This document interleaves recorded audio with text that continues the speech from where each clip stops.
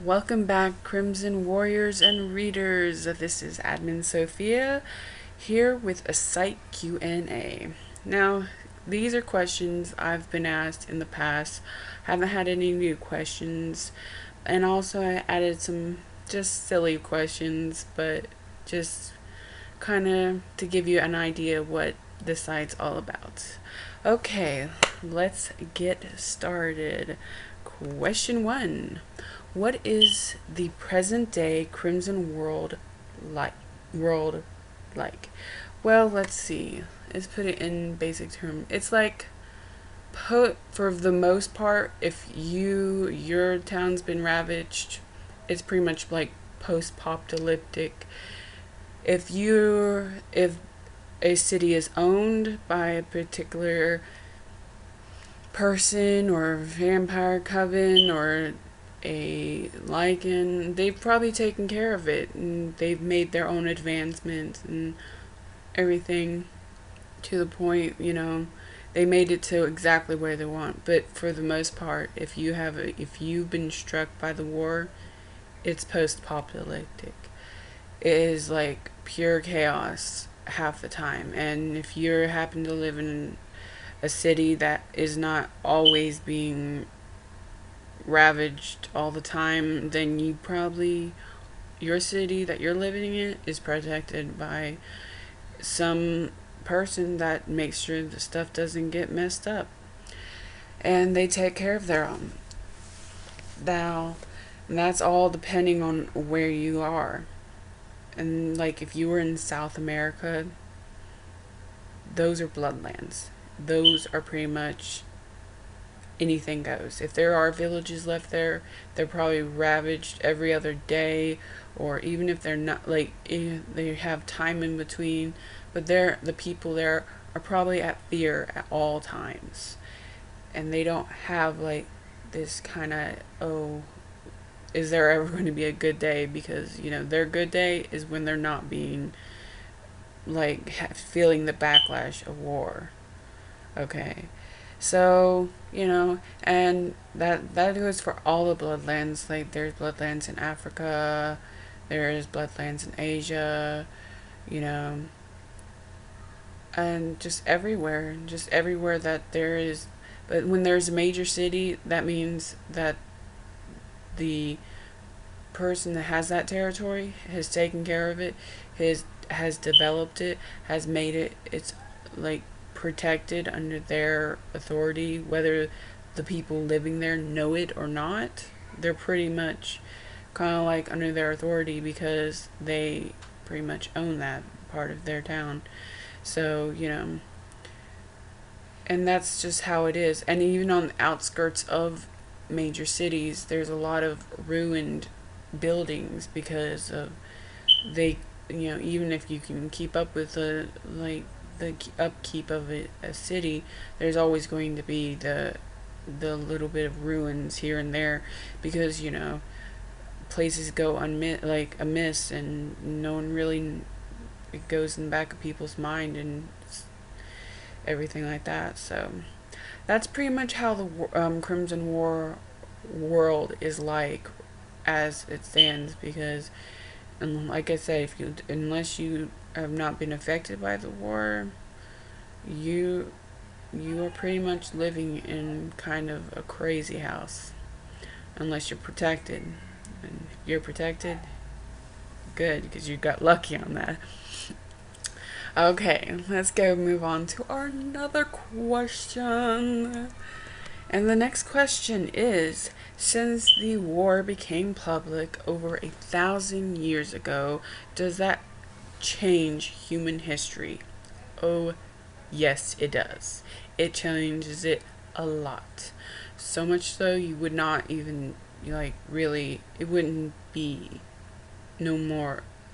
Whoever created, whoever developed this kind of technology probably didn't develop it. It was probably developed by someone else. And if they did do it, it's probably because they were funded by either the covens that were around or the people who, you know, gave them the money, or, or if that person never existed because their parent died because of the backlash of a thing, then someone else has created it, has created the everything. So human history changed dramatically. Excuse my list. Dramatically, and it's to a point where you there's some things that maybe have stayed, like the witch trials. Those remained, and those were not caused by what everyone thinks by Christians. It was actually caused by witches to keep witches secret. So, like, the reason why the witch trials happened was because the witches made them happen. So whoever was being rogue no longer was able to be rogue anymore, and put a mess to put that mess to rest. And and things, if they did happen, it's not always of because of humans. It could have been because of creatures, and that's what makes it different. And that's why it's important to have personal histories, not just the history of the site, but personal histories for your character.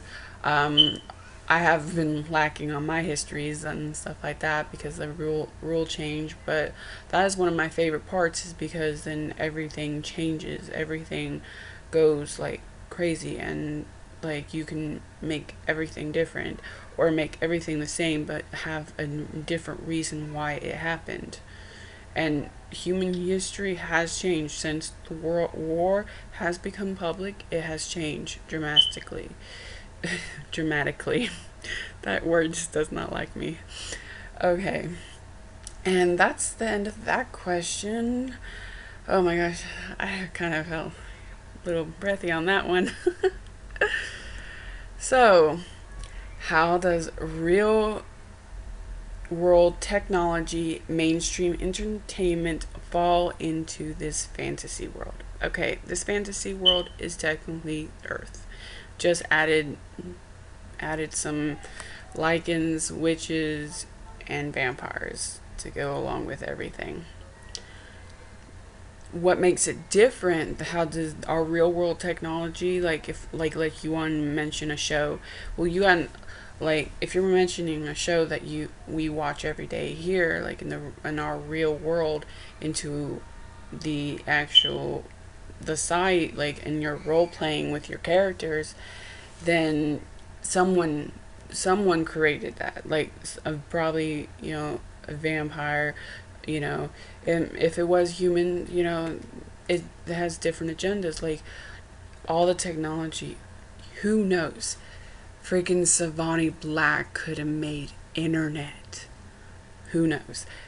To be in control of those things. Who knows who created anything, because everything now has changed. All the world, like all the fantasy, all the technology we have, and all the entertainment we watch as people and stuff, is it just changes for them, because even though they're pretty much the same Earth, only they just got a lot of big bad creatures added to them.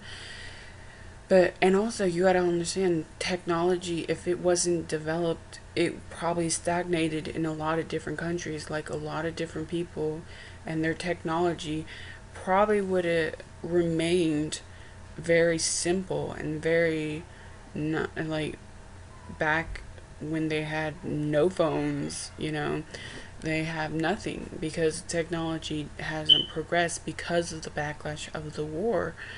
And also with mainstream entertainment, like, but if you are going to mention it, then it's possible that it wasn't the same person that made it. It could have been made by someone else, because in this world everything is changed dramatically. That word just doesn't like me today. But dramatically, that the world has changed. So, like, technology, like all these things, things that are created is created in a totally different world, and that's how that would fit into this little world, is that this is the same world, only you gotta realize not everything's going to be made as if it was before, because you got everything has changed.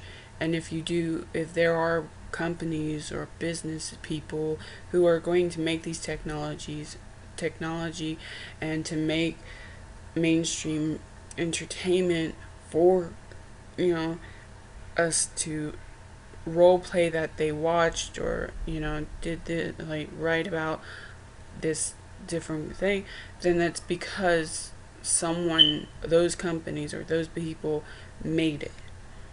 And that's how it fits into this world, because it's pretty much the same, only the war had really pulled everything back to the point where we didn't really have any like if we were really like in a lot of the the bloodlands and a lot of the different other places, we wouldn't have all of this stuff. We would still be using probably rocks against other rocks, try to making fire or something, like, because everything's just been battered so much, and the technology that did remain from before 1,000 years ago would have probably been destroyed and stuff like that. But if the characters are the people are willing to make the technology and make the entertainment, then that falls under well, whoever did it, there's someone that did it, and it probably wasn't the same person.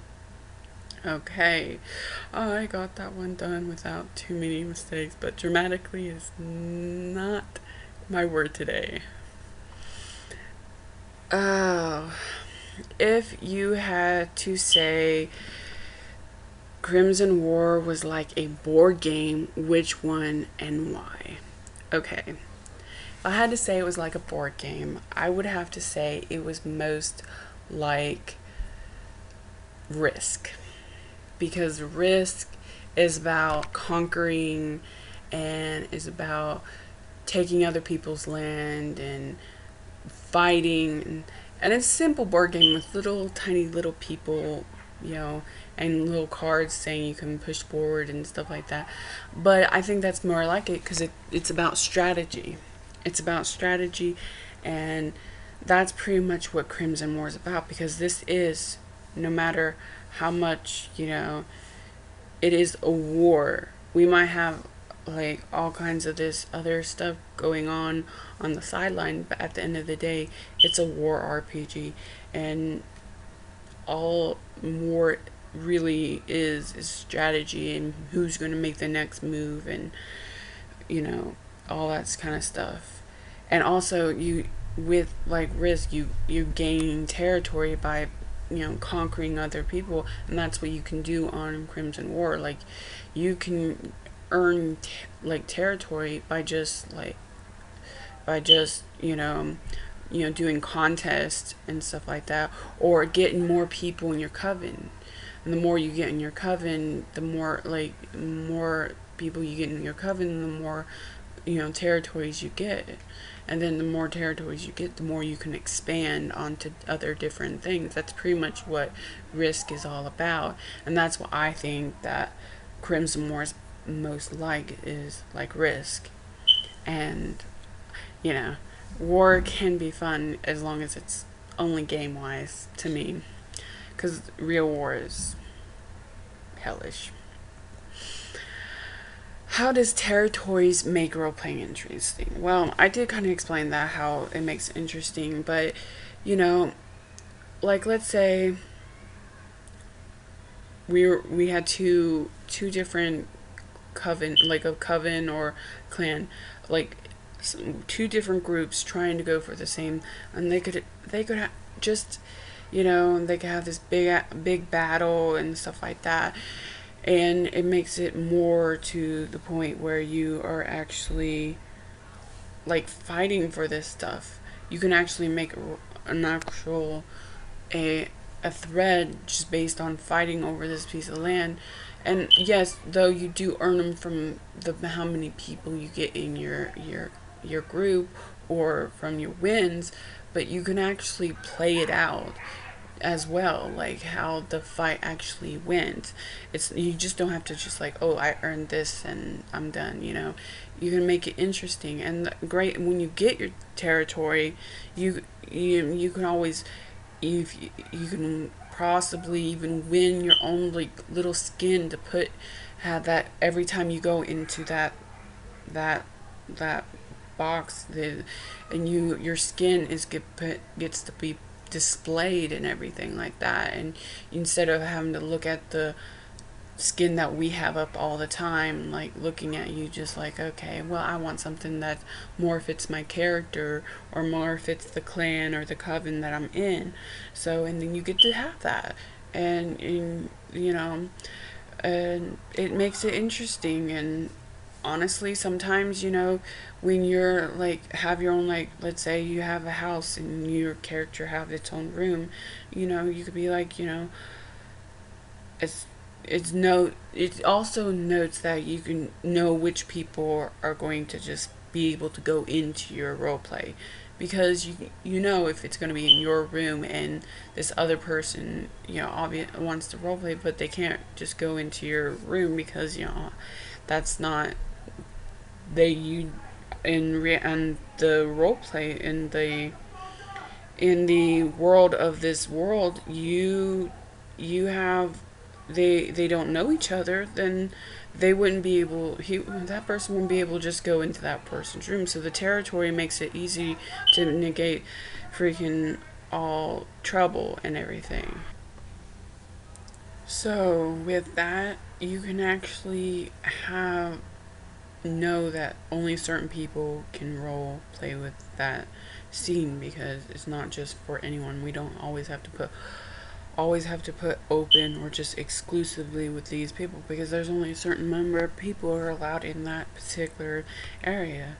Like, you know, I can't see like um anyone just anyone who's not really in any kind of workings with Stewart, who doesn't even know Stewart, just walk up into his castle and start role playing with him in his own freaking bedroom, where he would not role play with anybody but, you know, people who he drags there, you know.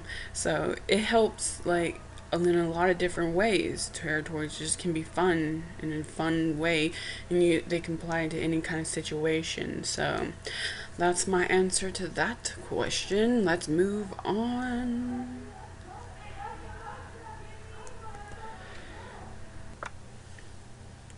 Can territories be only obtained by covens, pacts, etc.?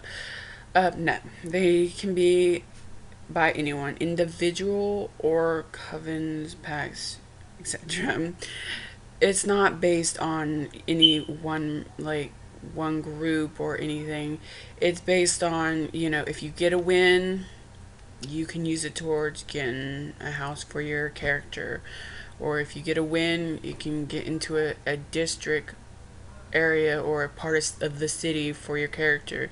And when you get five like things that are within the city, your sixth one, you actually get, you can use that to actually get the whole city and obtain the whole city. So that helps everything. And you know, it helps it to where you're obtaining the thing doesn't happen, obtaining the city doesn't happen so quickly that we run out of cities. But at the same time, it gives you strategy, what you're going to do, how you're going to do this and that and everything like that. So but no, not it's not exclusively for past covens and etc. To make a coven pack, etc., one needs to have 5 active characters in the group. Why? This is because you won the leader, it doesn't count in this 5. Because you in order to get the territories you need your muscle. And to actively play out your coven's like little duties and what they do down out the day and everything, their jobs and everything. The characters, these 5 characters are like the muscles, the reason why you get your territories. When you first get a coven, you have five active, and you have the 5 active characters. Then you get to have what your first coven territory. You can have personal territories, that's fine, but this is your like first coven territory. That's, you know, for your own coven pack or whatever. And then you let me word this properly. Like, that's pretty much your kind of foothold into getting a whole city. You need, like I said in the last question, you need 5 territories to get a whole city. And with every 5 characters, you have 5 active characters, you get another territory. So let's say you had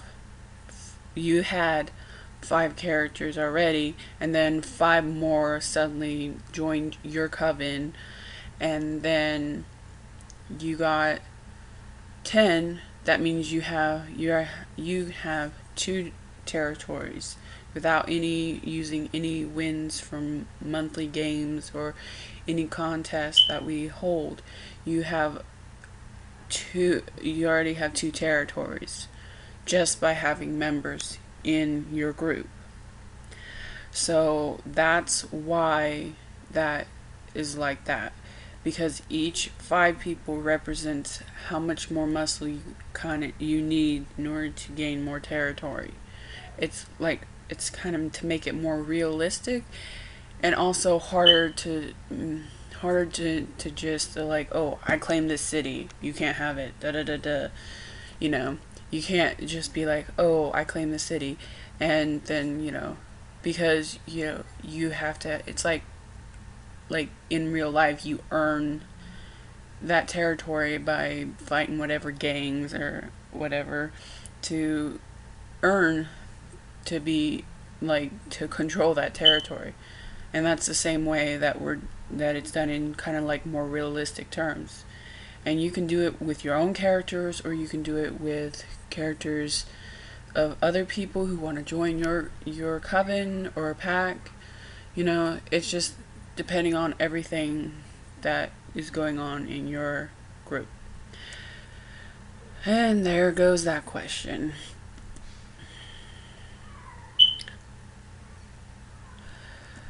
And that is it. That is all the questions that we have for today. If you liked what you saw, you can like. If you want to comment, subscribe. If you have any more questions, like if I didn't answer any questions that you would have liked me to answer, please contact me, Admin Sophia. This is it's time to go. Lates.